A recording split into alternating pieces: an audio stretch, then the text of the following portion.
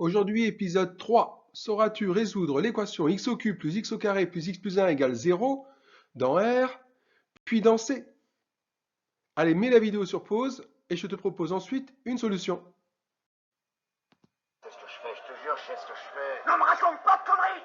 Retourne-y et casse-lui la gueule, Rocky, l'œil du tigre, compris? Ouais.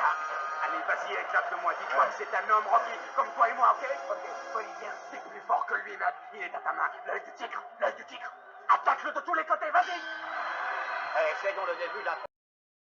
C'est parti, début du round 3. Appelons E l'équation x au cube plus x au carré plus x plus 1 égale 0 que tu souhaites résoudre.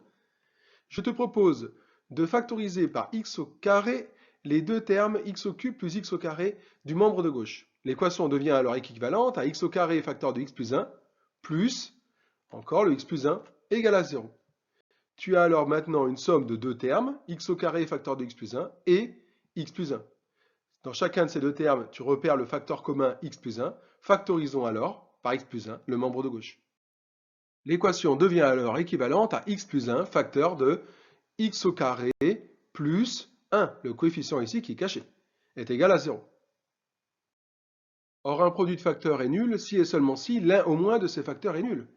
Ce qui veut dire que E est équivalent à soit le premier facteur x plus 1 est égal à 0, ou bien le second facteur x au carré plus 1 est égal à 0.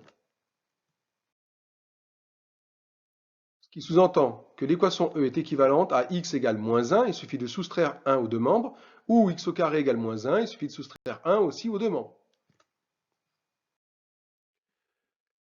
La deuxième équation x au carré égale moins 1 n'a pas de solution dans l'ensemble des nombres réels puisqu'un carré est toujours positif. Donc, l'équation E n'admet que pour solution moins 1. Voici la solution dans R. On écrit l'ensemble des solutions dans R est l'ensemble formé du nombre moins 1. Mais x au carré égale moins 1 admet deux solutions dans l'ensemble des nombres complexes, à savoir i et moins i. L'équation E est donc équivalente à x égale moins 1 ou x égale i ou x égale moins i.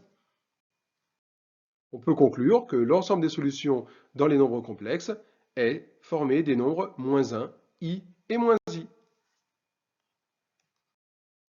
La suite au prochain épisode.